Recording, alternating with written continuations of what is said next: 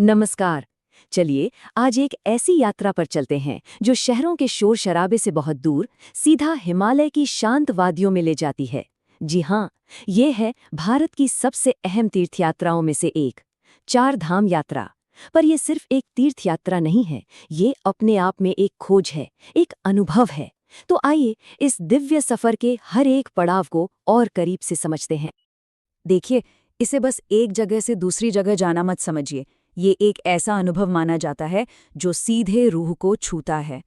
लोग कहते हैं कि जो इस यात्रा पर जाता है वो पहले जैसा वापस नहीं लौटता। उसका मन, शरीर और आत्मा सब कुछ जैसे एक नई ताजगी, एक नई ऊर्जा से भर जाता है।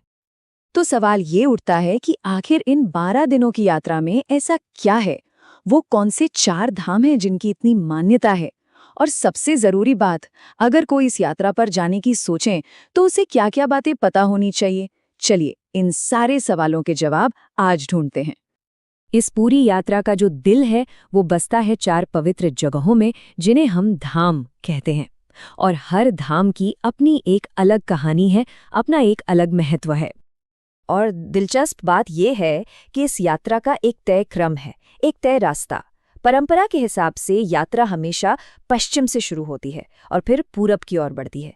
मतलब सबसे पहले यमुनोत्री, फिर गंगोत्री, उसके बाद केदारनाथ और सबसे आखिर में बद्रीनाथ। कहते हैं ये क्रम प्रकृति के चक्र को भी दिखाता है। हर बड़ी यात्रा की एक शुरुआत होती है ना?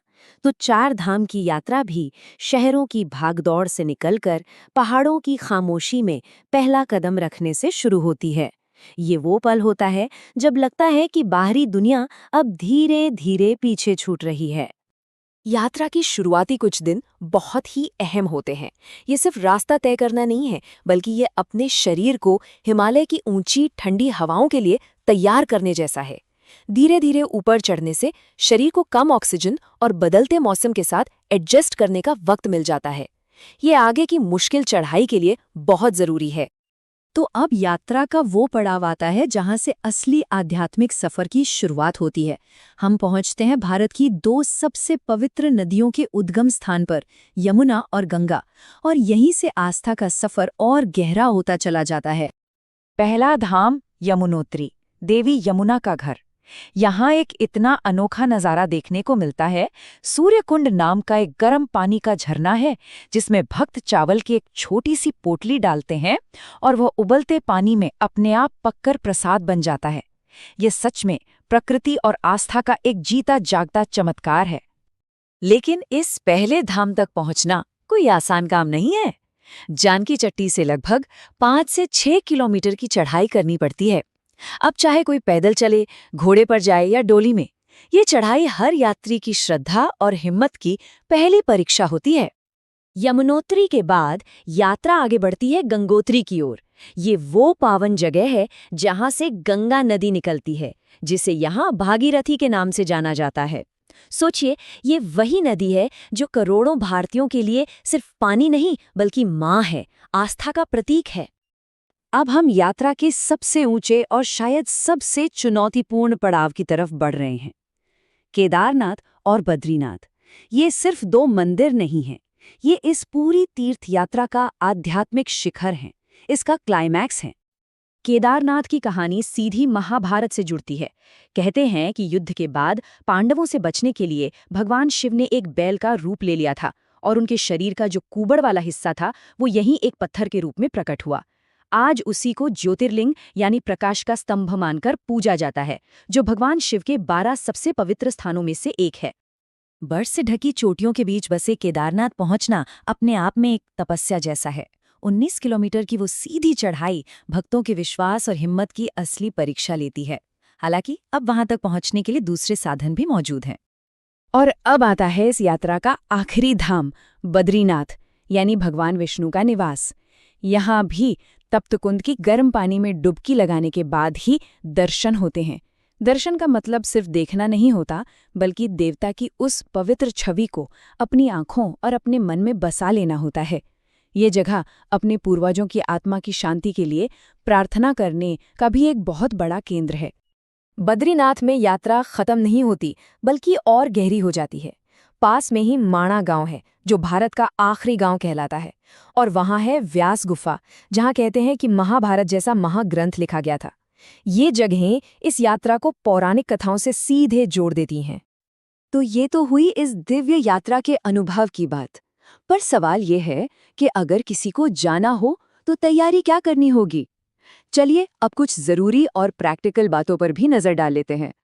खर्च की बात करें तो ये इस बात पर निर्भर करता है कि कितने लोग साथ में सफर कर रहे हैं। सीधा सा हिसाब है, ग्रुप जितना बड़ा होगा प्रति व्यक्ति खर्च उतना ही कम आएगा, क्योंकि गाड़ी और बाकी चीजों का किराया सब में बढ़ जाता है।